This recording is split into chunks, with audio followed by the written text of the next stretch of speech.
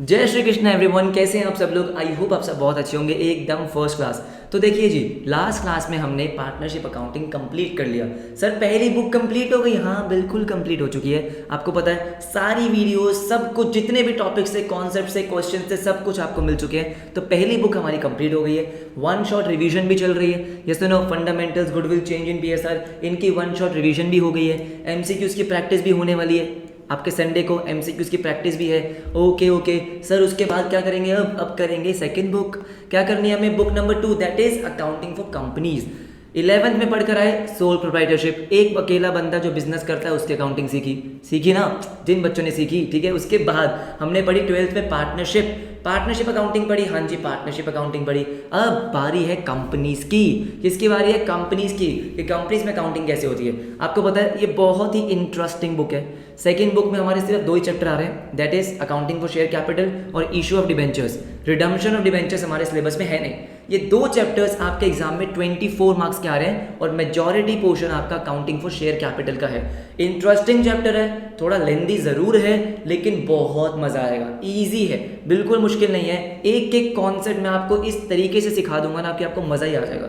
कोई भी क्वेश्चन आ जाए आप इजीली सॉल्व कर लोगे। तो सर फिर देर किस बात की, फटाफट से आज की क्लास शुरू करते हैं। ओके सो देखो भाई, सबसे पहले तो कि जब बात कर रहे हैं कंपनीज की, तो एक बार ये समझ लें कि कंपनी का मतलब क्या होता है। कंपनी, शेयर कैपिटल, ये सब जितने वर्ड्स हैं आज की क्लास में हम थियोरी कवर करने वाले हैं। मेरी बात सुन लो, इस चैप्टर में बहुत थियोरी है, डेफिनेटली बहुत थियोरी है, लेकिन इंपॉर्टेंट थियोरी है, एग्जाम्स में आने वाली थियोरी है। अगर वो थियोरी समझ में नहीं आए तो प्रैक्टिकल समझ में नहीं आएगा। तो थ्योरी पे फुल फोकस होना चाहिए। थ्योरी को थ्योरी की तरह मत पढ़ो, प्रैक्टिकल थ्योरी है। ठीक है, देखो फटाफट से अगर हम बात करते हैं कंपनी की, तो सबसे पहले मुझे बताओ दिमाग में क्या आता है? Sir Reliance, sir Tata, Paytm, Swiggy, Zomato, ये सब आपके क्या है? कंपनीज है। ये सर, तो जब भी कंपनी की बात करते हैं तो मेरे दिमाग में आता है एक बड़ी सी बिल्डिंग, है ना सर। अब एग्जाम में ये लिख के तो नहीं आएगा ना सर कंपनी मतलब बड़ी सी बिल्डिंग। हाँ मतलब ऐसे ही पूछ रहा हूँ, कंपनी का मतलब क्या है? कंपनी का मतलब ऐसे एक बड़ी सी बिल्डिंग है, बहुत सारे लोग काम कर रहे हैं, बहुत ही बड़ा बिजनेस चल रहा है, बहुत ही बड़ा बिजनेस चल रहा है, राइट। तो मेरी बात ज़रा ध्यान से सुनो। जब सोल प्रोप्राइटरशिप में बिजनेस कर रहे थे तो वहाँ क्या था? छोटा बिजनेस था। एक अकेला बंदा बिजनेस कर रहा है, मैं अकेला बंदा हूँ, छोटा सा काम कर रहा हूँ, राइट। बात करेंगे पार्टनरशिप फर्म की, तो जब आपका बिजनेस थोड़ा सा बड़ा हो गया, बिजनेस क्या हो गया? थोड़ा सा बड़ा हो गया, ज़्यादा लोग चाहिए, ज़्यादा पैसा चाहिए, ज़्यादा एक्सपर्टीज चाहिए, दैट इज पार्टनरशिप। जब 2 या 2 से ज़्यादा लोग, लेकिन सर पार्टनरशिप में भी तो दिक्कत है कि पार्टनरशिप में सिर्फ 50 ही लोग हो सकते हैं। अब आपका बिजनेस और बड़ा हो गया है, विशाल, ठीक है, बहुत बड़ा बिजनेस हो गया है, कॉम्प्लिकेटेड हो गया है सर, बहुत सारे लोग हो गए हैं, राइट। आपको बहुत सारा पैसा लगेगा, आपको पैसे बहुत सारे चाहिए, आपको और एक्सपर्टीज चाहिए। तो फिर पार्टनरशिप फर्म में मज़ा नहीं आ रहा। अब आप कहाँ जा रहे हो? अब आप जा रहे हो कंपनी में। तो जब आपका बिजनेस बहुत बड़ा हो जाता है तो आप कहाँ शिफ्ट करते हो? कंपनी में, ठीक है। तो देखो कंपनी का मतलब क्या है सर? कंपनी का मतलब है एक ऐसा आर्टिफिशियल पर्सन। देखो देखो देखो, company is an artificial person. सबका मतलब समझेंगे, जो जो इस नोट्स में लिखा हुआ है एक एक वर्ड का मैं आपको मीनिंग समझाऊंगा। देखो, company is an artificial person, sir मतलब क्या है? अब यहाँ पे इंपॉर्टेंट वर्ड है पर्सन। आप भी पर्सन, मैं भी पर्सन, कंपनी भी पर्सन। सर क्या बात कर रहे हो? बिल्कुल, जो काम आप कर सकते हो बिजनेस सेंस में वो काम कंपनी भी कर सकती है। आप गुड्स परचेज कर सकते हो, सेल कर सकते हो, कंपनी भी कर सकती है। किसी के साथ कॉन्ट्रैक्ट कर सकते हो, कंपनी भी कर सकती है।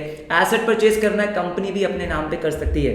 अब जैसे फॉर एग्जांपल आप क्या बोलते हो? रिलायंस का कितना प्रॉफिट है, उसकी कितनी सेल्स हैं, कितने उसके खर्चे हैं, इन्वेस्टमेंट कितनी है, आप रिलायंस की बात करते हो। किसकी? रिलायंस की बात करते हो। तो रिलायंस अपने आप में एक पर्सन है, टाटा अपने आप में एक पर्सन है, सब कुछ अपने नाम पे करती है वो। ये सुनो, कंपनी सब कुछ अपने नाम पे करती है। आप ये नहीं बोलते हो कि रतन टाटा जी का प्रॉफिट इतना है, उनकी सेल्स इतनी, नहीं, टाटा कंपनी का इतना प्रॉफिट है, रिलायंस कंपनी का इतना प्रॉफिट है। मतलब क्या है? उसकी क्या है? अपनी एक अलग पहचान है, राइट। वो क्या है? अलग पर्सन है, लेकिन वो आर्टिफिशियल है। क्या है? आर्टिफिशियल सर, नेचुरल नहीं है। हम कौन है? Creation of God, right, creation of God है हम, राइट। वो नहीं है, वो नेचुरल पर्सन तो नहीं है, उसको बनाया जाता है। कौन बनाता है सर? हम बनाते हैं, डेफिनेटली हम लोग बनाते हैं। लेकिन कैसे बनाते हैं? ऐसे तो नहीं होता कि मैंने रात को सोते सोते बोला कि चलो एक कल कंपनी बनाते हैं और कंपनी बन गई। नहीं, ऐसे नहीं होता है sir. It is created by law ने बनाया सर उसको, लॉ ने। लॉ का मतलब क्या होता है? कानून। सर इसका मतलब क्या है? ध्यान से मेरी बात सुनो। एक कानून बना हुआ है जिसका नाम क्या है सर, जिसका नाम है कंपनीज एक्ट 2013। कंपनीज एक्ट 2013, ये जो कानून है, इस कानून में सब कुछ लिखा हुआ है, इस एक्ट में सब कुछ लिखा हुआ है कि कंपनी फॉर्म कैसे होगी, इनकॉर्पोरेट कैसे होगी, उसका जन्म कैसे होगा। ठीक है, तो भाई ऐसा नहीं है, फॉर एग्जाम्पल जो मेरा ब्रांड है, हमारा ब्रांड है, दैट इज अव्युक्त। क्या है? अव्युक्त, राइट। अभी वो सोल प्रोप्राइटरशिप है, अगर मुझे उसे कंपनी में कन्वर्ट करना है तो पूरा प्रोसेस है, और वो प्रोसेस कहाँ लिखा है? कंपनीज एक्ट 2013 में। जब वो प्रोसेस मैं फॉलो करूंगा, डॉक्यूमेंटेशन सबमिट करूंगा, बहुत सारी चीज़ें होती है, तब जाके क्या होगा, मेरी कंपनी बनेगी, तब जाके वो कंपनी में कन्वर्ट होगी, कंपनी बन पाएगी। तो ऐसा नहीं होता है कि भाई आपने सोचा कंपनी बना लो तो बना लो, नहीं। कंपनी का जन्म कैसे होगा? Through the process of law, created by law. Company बन भी लॉ से सकती है और खत्म भी लॉ से हो सकती है, मतलब कानून ही उसको बनाएगा, कानून ही खत्म करेगा, क्रिएटेड बाय लॉ। पढ़ेंगे आगे, ठीक है। हैविंग सेपरेट एंटिटी, अच्छा सर, अभी हम यही तो पढ़ रहे थे। सेपरेट एंटिटी है सर, उसकी एक अलग पहचान है, राइट। जैसे फॉर एग्जांपल अगर हम बात करते हैं पार्टनरशिप फर्म की, किसकी बात करते हैं? पार्टनरशिप फर्म की बात करते हैं, तो उसमें पार्टनर्स होते थे।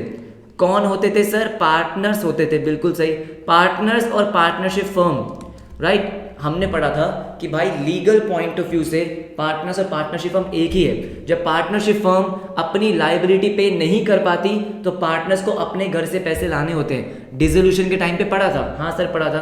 कंपनी में ऐसा नहीं होता है, कंपनी की बिल्कुल एक अलग पहचान है। क्या है? एक अलग पहचान है, सेपरेट एंटिटी है, उसके मेंबर से हटके। मेंबर्स मतलब जैसे पार्टनरशिप फर्म को चलाने वाले पार्टनर्स होते हैं, कंपनी को चलाने वाले मेंबर्स और उसके शेयर होल्डर्स होते हैं।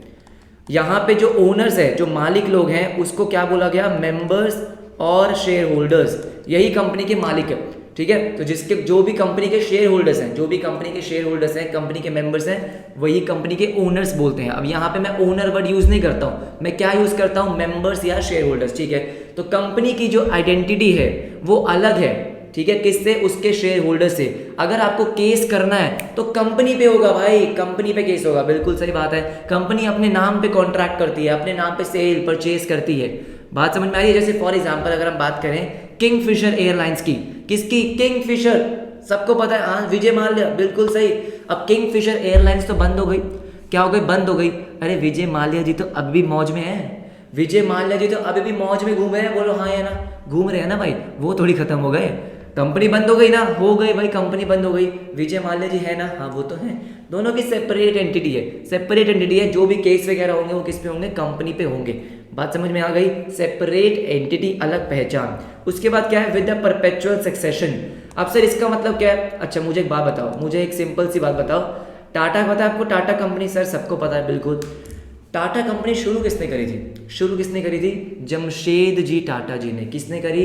जमशेद जी टाटा ने, बिल्कुल सही। अब वो हमारे बीच तो नहीं है, नहीं है, लेकिन टाटा कंपनी चल रही है, हाँ चल रही है। अभी कौन चला रहा है? रतन टाटा जी चला रहे हैं, राइट। अब वो चले जाएंगे, देखो जाना तो सबको ही है, जब वो चले जाएंगे तो उसके बाद भी कंपनी चलेगी। हाँ, इसका मतलब क्या है कि भाई कंपनी की क्या है? परपेचुअल सक्सेशन है, मतलब कंपनी पे फर्क नहीं पड़ेगा कौन आ रहा है कौन जा रहा है, कौन शेयर होल्डर्स आ रहे हैं कौन जा रहे हैं, कुछ फर्क नहीं पड़ता। एक बहुत ही फेमस लाइन होती है इसके लिए, मेंबर्स में कम मेंबर्स में गो। मेंबर्स आएंगे, मेंबर्स जाएंगे, but the company goes on for ever. Company चलती रहेगी। कंपनी का जन्म कैसे हुआ? कंपनी का बर्थ कैसे हुआ? लॉ से। कैसे? लॉ से। आपने लॉ से उसका जन्म किया, खत्म भी लॉ से होगी। ठीक है, अगर आपको बंद करवाना है तो उसका पूरा एक प्रोसेस वगैरह होगा तभी बंद होगी। किसी मेंबर के आने जाने से कंपनी बंद नहीं होती है। पार्टनरशिप फर्म में 3 पार्टनर्स हैं, तीनों की डेथ हो गई, पार्टनरशिप फर्म बंद हो जाएगी? हाँ सर बंद हो जाएगी। यहाँ पे ऐसा नहीं होता है, यहाँ पे ऐसा नहीं होता है। मेंबर्स आएंगे, मेंबर्स जाएंगे, लेकिन वो चलती रहेगी। That is perpetual existence, perpetual succession and a common seal. Sir आपने बोला कि कंपनी अपने नाम पे सब कुछ करेगी। अरे अपने नाम पे करने के लिए साइन करने पड़ते हैं सर। अगर मुझे किसी के साथ कॉन्ट्रैक्ट करना है तो मुझे साइन करना पड़ता है, हाँ करना पड़ता है। कंपनी कैसे साइन करेगी सर?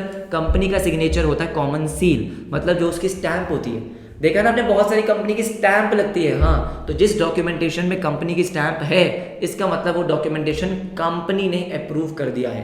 क्या कर दिया? कंपनी ने अप्रूव कर दिया है। अब डिसीजन लेने के लिए बोर्ड ऑफ डायरेक्टर्स, वो सब चीज़ें, उन सब पे नहीं पढ़ रहे हैं, ठीक है। हम बहुत ज़्यादा लॉ के अंदर नहीं घुसेंगे, हमें फोकस किस पे करना है, अकाउंटिंग पे। जिन चीज़ों का बेसिक मीनिंग हमें समझना है वो हम समझेंगे। The owners of the company are called members और शेयर होल्डर्स। ये हमने पढ़ लिया। हाँ सर, तो पहले की 3-4 लाइनों में हमने बहुत कुछ पढ़ लिया कि कंपनी क्या होती है। कंपनी एक आर्टिफिशियल पर्सन होती है जो क्रिएटेड बाय लॉ है, कानून से बनती है, राइट, ठीक है। हैविंग सेपरेट एंटिटी, मेंबर्स और शेयर होल्डर्स अलग, कंपनी अलग, दोनों को बहुत अलग अलग ट्रीट किया जाता है। दोनों के बीच में एक दीवार होती है, ठीक है। With a perpetual succession, company चलती रहेगी, मेंबर्स आए जाए कुछ नहीं फर्क पड़ेगा। एंड अ कॉमन सील, उसका सिग्नेचर, ठीक है। बात समझ में आ गई? आई होप आपको समझ में आया होगा। अब देखो इसके बाद देखो, अब मेरी बात सुनो। जैसे मैंने बोला कि कंपनी के लिए कंपनीज एक्ट 2013 बनाया गया। क्या बनाया गया? कंपनीज एक्ट 2013 बनाया गया। अभी के लिए जो कौन सा है, कंपनीज एक्ट 2013, उसमें सब कुछ लिखा हुआ है कि कंपनी क्या होती है, कंपनी का फंक्शनिंग, कंपनी के रूल्स रेगुलेशन, सब कुछ लिखा है। किसमें? एक्ट में लिखा है। जैसे इंडियन पार्टनरशिप एक्ट में लिखा था पार्टनरशिप के बारे में, वैसे कंपनीज में लिखा है। अब कंपनी क्या होती है इन्होंने डिफाइन किया। कहाँ डिफाइन किया? Section 2 sub section 20। Sir section क्या होता है? देखो, अब ये कानून है, एक किताब है, अब उसमें अगर इनको कुछ लिखना होता है, जैसे पैराग्राफ होता है, वैसे इनको लिखने के लिए सेक्शंस चाहिए। क्या चाहिए? सेक्शंस, कि इस सेक्शन में ये बात, इस सेक्शन में ये बात, इस सेक्शन में ये बात समझ रहे हो? तो उन्होंने हर चीज़ का क्या बनाया हुआ है, एक सेक्शन बनाया हुआ है। तो कंपनी को डिफाइन करने के लिए उन्होंने क्या बनाया? सेक्शन 2 सब सेक्शन 20, ठीक है। क्या डेफिनेशन है? बहुत ही सिंपल डेफिनेशन है। Company means a company incorporated, मतलब जन्म हुआ, form, right, birth, incorporated under this act. This act का मतलब क्या है? कंपनीज एक्ट 2013, कंपनीज एक्ट 2013 और any other previous company law. अब बहुत सारे बच्चों के दिमाग में ये प्रश्न आना चाहिए, क्वेश्चन आना चाहिए था कि सर आपने बोला कि कंपनी का जो जन्म है, जो कंपनी इनकॉर्पोरेट होगी, वो होगी लॉ से, और लॉ है कंपनीज एक्ट 2013। तो क्या 2013 से पहले कंपनीज नहीं थी? अरे थी, बिल्कुल थी। और 2013 से पहले भी एक एक्ट था, कंपनीज एक्ट 1956। 1956 में एक एक्ट बनाया गया था, कंपनीज एक्ट 1956। तो जो भी 1956 से 2013 के बीच में कंपनीज बनी, वो कंपनीज एक्ट 1956 के थ्रू बनी। इसलिए इन्होंने क्या बोला कि company means a company incorporated under this act, मतलब कंपनीज एक्ट 2013 और एनी प्रीवियस कंपनी लॉ, या पहले वाले कंपनी लॉ, मतलब पहले वाले 1956 में। बात समझ में आ गई? बहुत डिटेल में मैंने आपको समझा दिया। इसके बाद आपके फीचर्स ऑफ कंपनी जो हम ऑलरेडी पढ़ चुके हैं, आपको दिखाता हूँ क्या क्या है फीचर्स ऑफ कंपनी। सबसे पहला इनकॉर्पोरेशन, कि भाई कंपनी इनकॉर्पोरेट कैसे होती है, क्रिएट कैसे होती है। तो company is created through the process of law, पढ़ लिया, ठीक है। Separate legal entity, a company as a separate legal entity from it share holders. Share holders की अलग पहचान है और कंपनी की अलग पहचान है। Artificial person, company can own property, enter into contracts, conduct business in its own name, अपने नाम पे, वो एक सेपरेट पर्सन है, ठीक है। परपेचुअल एग्जिस्टेंस, क्या बोला कि companies existence is not affected by the death of any share holder. कितना भी इंपॉर्टेंट इंसान क्यों ना हो वो, राइट, कंपनी फिर भी चलती रहेगी। Company will come to an end through the process of law.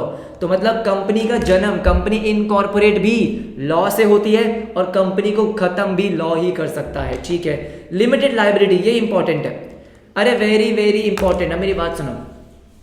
Partnership में हमने क्या पढ़ा, पार्टनरशिप फर्म में हमने पढ़ा था कि पार्टनर्स की लायबिलिटी अनलिमिटेड होती है। अनलिमिटेड का मतलब क्या था कि अगर पार्टनरशिप फर्म के पास पैसे नहीं है तो पार्टनर्स घर से पैसे लेकर आएंगे। ये सुनो, कंपनी में ऐसा नहीं होता है सर, बिल्कुल भी नहीं होता है, राइट। शेयर होल्डर्स की लायबिलिटी क्या होती है, लिमिटेड होती है। जो उसके मालिक लोग हैं, मालिक लोग कौन है, शेयर होल्डर्स। शेयर होल्डर्स की लायबिलिटी क्या होती है, लिमिटेड। सर लिमिटेड कैसे, अभी हम आगे पढ़ेंगे, इसको डिटेल में पढ़ेंगे। मान लो कंपनी का जो शेयर है वो 100 रुपए का है। अब ये 100 रुपए क्या है मैं आपको पढ़ाऊंगा आगे, ठीक है। 100 रुपए का है, आप एक शेयर होल्डर हो, ठीक है। आपके पास कंपनी का एक शेयर है, तो आप कितने अमाउंट के लिए लायबल हो, 100 रुपए के लिए। आपने बस कंपनी को 100 रुपए देने हैं, दैट्स इट। उसके अलावा आपकी कोई भी लायबिलिटी नहीं है। आपके घर पे नहीं आएंगे बर्तन बेचने के लिए, बिल्कुल भी नहीं आएंगे सर, ठीक है। मान लो आपने कंपनी को 60 रुपए दे दिए, आपने कंपनी को 60 रुपीज दे दिए। अब आपकी लायबिलिटी कितनी है, 40। कितनी है, 40। आपने कंपनी को कितने पैसे देने, 40 रुपीज। 60 दे दिए, बचे कितने, 40। That's it. बात समझ में आ गई। 100 रुपए का शेयर है, 60 आपने दे दिया, बच गए 40। बस मैक्सिमम कितने हैं 40, that is why it is a limited liability. ठीक है, liability of the members is limited to the extent of unpaid amount of shares. मतलब क्या बोला कि जो आपके पास शेयर है उस शेयर पे आपने अभी तक जितना पैसा नहीं दिया है बस उतनी ही आपकी लाइबिलिटी है, उतनी ही लाइबिलिटी है, उससे ज्यादा बिल्कुल भी नहीं है। ठीक है, अब नेक्स्ट पॉइंट इंपॉर्टेंट है, ट्रांसफरेबिलिटी ऑफ शेयर्स। क्या मतलब है इसका, सुनो मेरी बात सुनो। ट्रांसफरेबिलिटी ऑफ शेयर्स का मतलब क्या है? अब मान लो मेरे पास कंपनी के शेयर्स हैं, शेयर का मतलब मान लो ओनरशिप, मेरे पास कंपनी की ओनरशिप है। ठीक है, मैं किसी और को वो क्या करना चाहता हूँ, ट्रांसफर करना चाहता हूँ। मेरे पास है, मैं अपने किसी दोस्त को, ठीक है, अपने किसी फ्रेंड को, अपने पेरेंट्स को, भाई बहन को क्या करना चाहता हूँ, वो ट्रांसफर करना चाहता हूँ। क्या मैं कर सकता हूँ? इसी के बारे में ये पॉइंट है। तो मेरी बात जरा ध्यान से सुनो, ये पॉइंट अभी आगे भी पढ़ेंगे कि आपकी ना दो टाइप की कंपनीज होती है। क्या होती है? दो टाइप की कंपनीज होती है जो हमें पढ़नी है। सर कौन कौन सी होती है? एक होती है पब्लिक और एक होती है प्राइवेट। एक आपकी पब्लिक लिमिटेड और एक प्राइवेट लिमिटेड। पब्लिक लिमिटेड और प्राइवेट लिमिटेड। मैं आपको बस बेसिक मीनिंग समझाता हूँ। प्राइवेट लिमिटेड का मतलब है कि कुछ गिने चुने लोगों ने, गिने चुने लोगों ने मिलकर कंपनी को बनाया। ठीक है, जिन लोगों को आप जानते हो, आपके जो प्राइवेट सर्कल में है, जो आपके प्राइवेट सर्कल में है, उन्होंने ही कंपनी को बनाया, उन्होंने ही कंपनी में पैसा डाला, कंपनी की ओनरशिप उन्हीं के पास है। That is private company. Private company, बात समझ रहे हो, घर वाली कंपनी। ठीक है, पब्लिक में क्या होता है कि भाई यहाँ पे जो नॉर्मल पब्लिक है, जनता जनार्दन, वो भी आपके कंपनी में पैसा डाल सकती है, उनको भी कंपनी की ओनरशिप मिल सकती है, बिल्कुल मिल सकती है। बस समझो, दैट इज पब्लिक कंपनी। तो जब पब्लिक कंपनी की बात आती है, जैसे फॉर एग्जांपल रिलायंस, टाटा, आप इनके शेयर्स खरीद सकते हो, हाँ, मतलब इनकी ओनरशिप खरीद सकते हो, राइट। जितने शेयर्स आपके पास होंगे उतनी परसेंटेज ओनरशिप आपके पास है। यस और नो, बात समझ में आती है? ठीक है, तो पब्लिक में transferability of shares freely available होते हैं, फ्रीली ट्रांसफरेबल। अगर मेरे पास आज रिलायंस कंपनी के शेयर्स हैं तो मैं वो शेयर्स किसी को भी ट्रांसफर कर सकता हूँ, आराम से किसी को भी ट्रांसफर कर सकता हूँ, कोई रिस्ट्रिक्शन नहीं है। There is no restriction, freely transferable. तो मैंने क्या किया, अपनी ओनरशिप, मेरे पास रिलायंस कंपनी की ओनरशिप थी, ओनरशिप का मतलब कितने परसेंटेज, राइट, कितने मेरे पास शेयर्स थे, वो शेयर्स मैंने क्या करे, किसी और को ट्रांसफर कर दिया। हाँ, कर सकता हूँ, अपने भाई बहन, दोस्त वोस्त, पेरेंट्स को ट्रांसफर कर सकता हूँ। ठीक है, प्राइवेट में क्या होता है, अलाउड तो है लेकिन कुछ रिस्ट्रिक्शंस हैं, कुछ रिस्ट्रिक्शंस है। सर ऐसा क्यों है, रिस्ट्रिक्शंस क्यों है? मेरी बात सुनो ना यार, आपके प्राइवेट सर्कल में ही आप बिजनेस कर रहे हो, अगर वहां पे कोई बोल दे कि यार मेरे को अब बिजनेस नहीं करना है, मैं जा रहा हूं और मैं अपने शेयर्स, अपनी ओनरशिप अपने दोस्त को देके जा रहा हूं, तो आप क्या बोलोगे, भाई हमें आपके दोस्त पे भरोसा ही नहीं है, हम नहीं चाहते कि आपका दोस्त इस कंपनी में ओनर बने, इस कंपनी में शेयर होल्डर बने, मेंबर बने, राइट। तो वहां पे थोड़ी सी दिक्कत होती है, इसलिए कुछ रिस्ट्रिक्शंस हैं। क्या है? कुछ कंडीशंस हैं। अलाउड तो है लेकिन कंडीशंस हैं, अलाउड है लेकिन कंडीशंस हैं। ठीक है, देखो, shares of the company are freely transferable except in case of private company where there are some restrictions, वही लिखा हुआ है। ठीक है, और लास्ट में आपका क्या है, कॉमन सील, जो सिग्नेचर होता है, it is a signature of the company. बिल्कुल सही, बात समझ में आ गई। बहुत ज्यादा डिटेल में मैंने आपको समझाया क्योंकि इंटरेस्टिंग है, बहुत इंटरेस्टिंग टॉपिक है, प्रैक्टिकल कॉन्सेप्ट है। ये सुनो, समझ में आ गया? आ जाओ फटाफट से नेक्स्ट पे। हाँ जी, देखो देखो देखो देखो देखो, नेक्स्ट टॉपिक जो हम पढ़ रहे हैं, difference between partnership and company.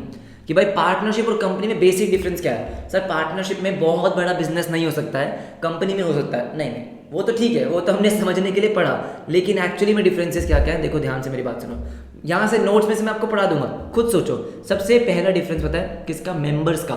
Partnership में मिनिमम 2 लोग चाहिए, राइट, और मैक्सिमम 50 हो सकते हैं। अब ये लिमिट कंपनी में अलग है, लिमिट है लेकिन कंपनी में अलग है। ठीक है, पार्टनरशिप के लिए जो एक्ट बनाया गया है वो है पार्टनरशिप एक्ट 1932, कंपनीज के लिए कंपनीज एक्ट 2013। अभी हमने बात करी लाइबिलिटी की, पार्टनर्स की लाइबिलिटी क्या होती है? अनलिमिटेड, लेकिन शेयर होल्डर्स की, कंपनी में मेंबर्स की लाइबिलिटी क्या होती है? लिमिटेड। तो ये है आपके मेन डिफरेंस, मेन डिफरेंस। अगर हम पार्टनरशिप फर्म में बात करेंगे शेयर्स ट्रांसफर की, मतलब ओनरशिप ट्रांसफर की, मान लो मैं एक पार्टनरशिप फर्म में पार्टनर हूँ, अब मैं कह रहा हूँ कि मैं जा रहा हूँ टाटा बाय, मेरी फ्रेंड को रख लो, मेरे दोस्त को रख लो, मेरी बहन को रख लो, भाई को रख लो, मेरे पेरेंट्स में से किसी को पार्टनर रख लो, मैं जा रहा हूँ। भाई वहाँ पे इतना आसान नहीं होता है, 4-5 लोग बिजनेस कर रहे हैं, आप जा रहे हो किसी और को छोड़ के जा रहे हो, भाई उसके साथ हमें बिजनेस नहीं करना, तो वहाँ पे दिक्कत होती है। तो देखो फटाफट से देखो, पढ़ते हैं इसको। सबसे पहले है मोड ऑफ फॉर्मेशन, मतलब कि भाई पार्टनरशिप कैसे बनती है, कंपनी कैसे बनती है। हमने पढ़ा कंपनी कैसे बनती है, through the process of law. Companies act 2013 से बनेगी, ठीक है। पार्टनरशिप को मुझे एक बात बताओ, क्या पार्टनरशिप को फॉर्म करने के लिए किसी प्रोसेस की जरूरत होती है? नहीं। मैंने और आपने एक एग्रीमेंट किया और बिजनेस चालू, बोलो हाँ या ना। बिजनेस चालू हो गया, हाँ सर चालू हो गया। तो हमारी जो पार्टनरशिप का बिजनेस होता है उसका रजिस्ट्रेशन करवाना as per Indian partnership act compulsory नहीं होता है। मैंने और आपने एग्रीमेंट कर लिया, मान लो ओरल एग्रीमेंट भी हो गया, तब भी हमारी बिजनेस क्या होगी, वैलिड होगी, पार्टनरशिप मानी जाएगी। तो हमारे में कोई रजिस्ट्रेशन करवाना कोई ज़रूरी नहीं होता है, कोई प्रोसेस फॉलो करना ज़रूरी नहीं है। क्या लिखा है, नो रजिस्ट्रेशन इज कंपलसरी। हमें अपने पार्टनरशिप फॉर्म के बिजनेस का रजिस्ट्रेशन करवाना कंपलसरी नहीं है। It is set by an agreement among the partners. Normal partners में एग्रीमेंट होगा तो आपका बिजनेस चालू हो जाएगा पार्टनरशिप फॉर्म में, लेकिन कंपनीज में क्या है, it is form through registration under companies act, ठीक है। रेगुलेटरी एक्ट, कौन कौन से कानून बनाए गए हैं पार्टनरशिप फर्म के लिए, इंडियन पार्टनरशिप एक्ट 1932 और इसके लिए कंपनीज एक्ट 2013, समझ में आता है, ठीक है। अब मेंबर्स का देखो ध्यान से, मेंबर्स का बहुत ध्यान से देखो। पार्टनरशिप फर्म का आपको ऑलरेडी पता है 250, ठीक है। कंपनी का जैसे मैंने आपको बोला कि भाई कंपनी के टाइप पे डिपेंड करता है, पब्लिक है प्राइवेट है। एक और कंपनी होती है 1 पर्सन कंपनी, वो पढ़ेंगे बाद में। यहाँ मेन क्या है, पब्लिक और प्राइवेट। अगर मैं प्राइवेट की बात करता हूँ तो प्राइवेट कंपनी चालू हो सकती है 2 लोगों से, आप और अपने दोस्त को ले आओ, किसी को भी ले आओ, ठीक है, और कंपनी चालू कर दो, हाँ, तो मिनिमम 2। अब प्राइवेट कंपनी में लिमिट है कि भाई अपना प्राइवेट सर्कल कितना ही बड़ा कर लोगे आप, ये सुनो कितने ही लोगों को जानते होगे आप, मैक्सिमम 200। तो प्राइवेट कंपनी में 200 से ज्यादा लोग नहीं होने चाहिए, 200 से ज्यादा मेंबर्स नहीं होने चाहिए, शेयर होल्डर्स नहीं होने चाहिए। क्या लिखा, मिनिमम 2, मिनिमम आपका कितना है 2, मैक्सिमम कितना है 200। पब्लिक की बात करते हैं, पब्लिक कंपनी जहां पे पब्लिक इन्वॉल्व होती है, जनता इन्वॉल्व होती है, कम से कम 7 लोग चाहिए। अगर आपको पब्लिक कंपनी चालू करनी है 7 लोग चाहिए, मैक्सिमम की कोई लिमिट नहीं है भाई, क्योंकि पब्लिक इन्वॉल्व है तो लिमिट कैसे रखोगे। आपकी पब्लिक इन्वॉल्व है, इंडिया की जो पब्लिक है वो तो हर साल बढ़ रही है ना भाई, राइट, उस पर कैसे लिमिट रखोगे आप। तो भाई पब्लिक के लिए क्या बोला गया कि कोई लिमिट नहीं है, जितने मर्जी लोग आपके कंपनी के मेंबर्स, कंपनी के शेयर होल्डर्स बन सकते हैं। बात समझ में आ गई, ठीक है। लायबिलिटी हमने पढ़ लिया, लायबिलिटी भी हमने पढ़ लिया कि भाई लायबिलिटी क्या होती है, अनलिमिटेड, लेकिन कंपनी में क्या है, लिमिटेड होती है, ठीक है। ट्रांसफर ऑफ शेयर्स मैंने आपको भी बताया, कंपनी में ट्रांसफर ऑफ शेयर्स अलाउड है, पब्लिक कंपनी में फ्रीली ट्रांसफरेबल, लेकिन प्राइवेट में कुछ रिस्ट्रिक्शंस है। देखो, shares of company are freely transferable except in case of private company, ठीक है। अगर पार्टनरशिप फर्म की बात करते हो तो आप अपना शेयर किसी और को फ्रीली ट्रांसफर नहीं कर सकते हो। सारे पार्टनर्स कंसेंट देंगे कि ठीक है बेटा तू जा रहा है, जा, अपने बदले इसको छोड़ के जा रहा है, ठीक है, हमें ये बंदा पसंद है, इसके पास पैसा भी है, दिमाग भी है, इसको आने दो। जब तक सारे पार्टनर्स आपको कंसेंट नहीं देंगे, आप अपना शेयर किसी और को ट्रांसफर नहीं कर सकते। Partners can not transfer there shares without the concept of other partners. समझ में आ गया, ऑल राइट। 6 पॉइंट है ऑडिट। ऑडिट क्या होता है सर, देखो अकाउंटिंग करते हो, हाँ, अब अकाउंटिंग कौन करता है, अकाउंटेंट। अब उसने अकाउंटिंग सही करी है गलत करी है, इसको चेक करने के लिए, स्क्रूटनाइज करने के लिए, क्वेश्चंस पूछने के लिए कि भाई आपने सब कुछ सही किया है, कुछ गोची तो नहीं करी, फ्रॉड वगैरह तो नहीं है, ये सब तो नहीं किया, उसके लिए चार्टर्ड अकाउंटेंट्स आते हैं। चार्टर्ड अकाउंटेंट्स आपकी अकाउंटिंग चेक करते हैं, उसे बोलते हैं ऑडिट। उसके बाद वो लिख देते हैं कि हाँ इस कंपनी में कोई दिक्कत नहीं है, that is audit. Partnership firm में ऑडिट कराना मैंडेटरी नहीं है, पार्टनरशिप फर्म का ऑडिट मैंडेटरी नहीं है, लेकिन कंपनी का मैंडेटरी है। हर कंपनी का, बेशक वो प्राइवेट कंपनी हो या पब्लिक कंपनी हो, हर कंपनी को ऑडिट करवाना मैंडेटरी होता है। भाई बिजनेस बड़ा हो गया है, फ्रॉड करने के चांसेस ज़्यादा हो जाते हैं, इसीलिए क्या बोला गया, कोई दिक्कत नहीं है बेटा, ऑडिट तो करवाना पड़ेगा। बात समझ में आ गई। नेक्स्ट टॉपिक देखो। ओके सो देखो फटाफट से देखो, नेक्स्ट टॉपिक हम क्या पढ़ने वाले हैं कि यार कंपनी को हम क्लासिफाई करेंगे on the basis of liability. मतलब हमने अभी पढ़ा कि कंपनी की लायबिलिटी क्या होती है, लिमिटेड, लेकिन ऐसी कुछ कंपनीज होती हैं जिनकी अनलिमिटेड लायबिलिटी भी होती है, और जो लिमिटेड लायबिलिटी है उसमें भी कुछ वैरायटी है, जरा उसको देखें। देखो सबसे पहले है अनलिमिटेड कंपनी, जहां पे शेयर होल्डर्स की, मेंबर्स की लायबिलिटी अनलिमिटेड है। सर अभी तो आप बोल रहे थे लिमिटेड होती है। अनलिमिटेड कंपनी इंडिया में नहीं होती है, राइट। इंडिया में यहाँ पे इसका कोई भी कॉन्सेप्ट नहीं है, इंडिया में अनलिमिटेड कंपनी नहीं होती है, क्योंकि आपकी किताब में गिवन है, आपकी बुक में गिवन है, तो मैंने ले लिया, राइट। लेकिन इंडिया में इसका कोई एग्जिस्टेंस नहीं है, शेयर होल्डर्स की लायबिलिटी अनलिमिटेड नहीं होती है, राइट। देखो liability of members is unlimited in case of unlimited company, no existence in India, bracket में लिख दिया कि इंडिया में नहीं है ये, राइट। उसके बाद है लिमिटेड लाइबिलिटी में दो कंपनीज। सर कौन सी दो कंपनी है ये? एक है लिमिटेड बाय गारंटी और एक है limited by shares. Limited by shares की अगर मैं बात करूं तो ये हम पढ़ चुके हैं। क्या पढ़ चुके हैं? आपने किसी कंपनी का एक शेयर खरीदा, मान लो पार्ट ऑफ ओनरशिप खरीदी, आपने एक शेयर खरीदा, शेयर कितने का? 100 रुपए का। कितने का? 100 रुपए का। आपने वो ले लिया, आपने वो ले लिया। 100 रुपए में से आपने 60 रुपीज पे कर दिए, कितने बच गए? 40 बच गए। तो आपकी लाइबिलिटी कितनी है? शेयर होल्डर की लाइबिलिटी कितनी है? 40 रुपीज। कितनी है? 40 रुपीज। ये तो सिंपल सी बात है। हाँ सर सिंपल सी बात है, ठीक है। तो क्या लिखा? Limited up to the extent of unpaid amount on shares. आपने शेयर्स पे जो पैसा नहीं दिया है, अनपेड, उतनी लाइबिलिटी है। सिंपल सी बात है। सर लिमिटेड बाय गारंटी क्या होता है? अब मेरी बात सुनो, मेरी बात सुनो। कई बार क्या होगा, कई बार जो आपके शेयर होल्डर्स हैं, आपके जो शेयर होल्डर्स होते हैं, है ना, जो मेन शेयर होल्डर्स होते हैं। सर मेन शेयर होल्डर्स का मतलब क्या होता है कि यार जो कंपनी शुरू करवाते हैं, जिनकी कंपनी एक्चुअली में होती है, मतलब जिनके पास मेजॉरिटी शेयर होल्डिंग होती है। मेजॉरिटी मतलब कि मान लो जिनके पास मोर देन 50% शेयर होल्डिंग है, मतलब जो कंपनी को कंट्रोल कर रहे हैं, मैक्सिमम शेयर होल्डिंग उन्हीं के पास है, मेंबर्स मोटे वही हैं। बात समझ में आई? जैसे रिलायंस कंपनी में अम्बानी जी, टाटा में टाटा जी, राइट। ये बात समझ लो, ये सब कौन है? ये सब आपके शेयर होल्डर्स ही हैं। इनके पास भी कंपनी के शेयर होल्डर हैं, ये इनके पास भी कंपनी के शेयर्स हैं। क्या है? शेयर्स हैं। लेकिन इनके पास बहुत सारे शेयर्स हैं, मेजॉरिटी शेयर्स हैं, इसीलिए इनको बोलते हैं कि ये ओनर है। बात समझ में आई? तो ये क्या होता है, ये जो आपके ओनर्स होते हैं, जो कंपनी को स्टार्ट करवाते हैं, जो इंपॉर्टेंट बंदे होते हैं, वो कई बार एक डॉक्यूमेंट होता है मेमोरेंडम ऑफ एसोसिएशन। कौन सा डॉक्यूमेंट होता है सर? Memorandum of association. इसमें लिखवा देते हैं, क्या लिखवा देते हैं कि भाई जैसे फॉर एग्जांपल अगर कंपनी बंद होगी, उस टाइम पे मैं गारंटी देता हूं कि मैं 10 लाख रुपए दूंगा, मैं गारंटी देता हूं मैं 5 दूंगा, मैं गारंटी देता हूं 3 लाख रुपए दूंगा। तो आप क्या कर रहे हो? गारंटी दे रहे हो। जरूरत नहीं है, लेकिन आप क्या कर रहे हो? गारंटी दे रहे हो कि सुनो, मैं गारंटी दे रहा हूं कि जब कंपनी बंद हो रही होगी, कंपनी के पास पैसा नहीं होगा, मैं दूंगा 10 लाख रुपए, मैं दूंगा 5 लाख, मैं दूंगा 3 लाख। तो जितना अमाउंट की गारंटी उन्होंने दी है, जितने अमाउंट की गारंटी दी है, that is limited by guarantee. तो उनकी लाइबिलिटी उतनी है। क्या सर इंडिया में ऐसी कंपनीज है? मुझे बिल्कुल भी ध्यान नहीं है कि ऐसी कंपनीज हैं। लॉ में लिखा हुआ है लिमिटेड बाय गारंटी, लेकिन ऐसी कंपनीज एक्चुअली में एग्जिस्ट करती है? मेरे हिसाब से बिल्कुल भी नहीं। मेजॉरिटी ऑफ कंपनीज आपकी क्या है? Limited by shares. क्या है आपकी? लिमिटेड बाय शेयर्स कंपनी है, राइट। लिमिटेड बाय गारंटी का कॉन्सेप्ट बहुत ज़्यादा पॉपुलर नहीं है, लेकिन एक कॉन्सेप्ट है कि भाई शेयर होल्डर्स ने मेमोरेंडम ऑफ एसोसिएशन, एक डॉक्यूमेंट होता है, उसमें लिखा कि हम इतनी गारंटी देते हैं, इतना पैसा हम देंगे, और उतनी लायबिलिटी उनकी होती है। बात समझ में आ गई, राइट। फटाफट से नेक्स्ट कॉन्सेप्ट पे आते हैं। सर नेक्स्ट कॉन्सेप्ट हमारा क्या है? देखो मैंने आपको बोला था कि टाइप ऑफ कंपनीज होती हैं, प्राइवेट कंपनी, पब्लिक कंपनी, और एक कंपनी हमारी और है जिसको हमने बोला ओपीसी। सर ओपीसी मतलब 1 पर्सन कंपनी, मतलब एक बंदे की कंपनी। हाँ ऐसा होता है, पहले नहीं था इंडिया में कॉन्सेप्ट, अब आ गया है, अब अलाउड है कि एक बंदा भी कंपनी बना सकता है। सर अकेले भी वो कंपनी चला सकता है, मैं अपने अवयुक्त को कंपनी बना सकता हूँ, हाँ बना सकता हूँ, राइट। ठीक है, देखो 1 person company, private company, public company.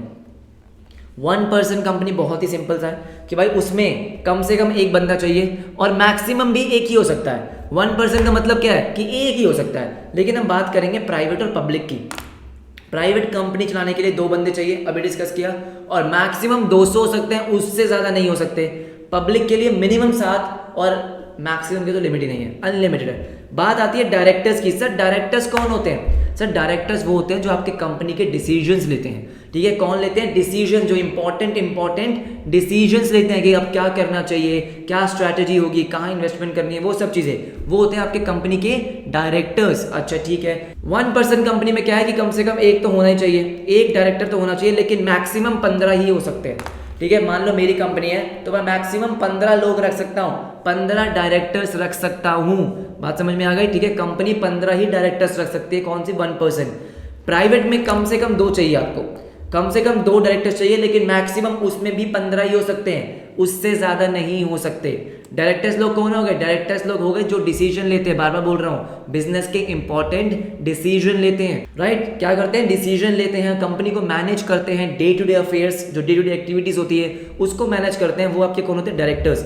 Private में कम से कम 2 चाहिए, मैक्सिमम 15 हो सकते हैं। पब्लिक में कम से कम 3 चाहिए, मैक्सिमम 15 ही हो सकते हैं। तो क्या हुआ कि भाई मैक्सिमम की लिमिट सब में सेम है 15, 1% में मिनिमम 1, प्राइवेट में 2, उसमें 3, सिंपल सी बात है। ठीक है ठीक है।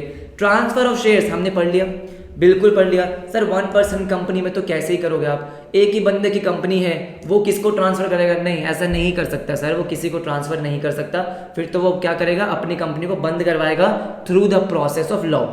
कंपनी क्या होगी, बंद होगी। प्राइवेट कंपनी की बात करता हूं तो प्राइवेट कंपनी में शेयर ट्रांसफर करना अलाउड है, लेकिन there are some restrictions on transfer of shares.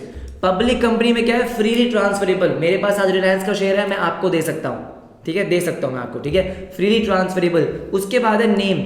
Sir मुझे ना नाम से ही पता चल जाएगा कि कौन सी कंपनी 1% है, कौन सी प्राइवेट है, कौन सी पब्लिक है। क्या बात कर रहे हो? हाँ ठीक है, अगर 1% कंपनी है तो भाई 1% कंपनी में OPC लिखा होना चाहिए। अगर आप 1% कंपनी बना रहे हो, आपकी कंपनी 1% है, तो भाई नाम में OPC लिखना जरूरी है।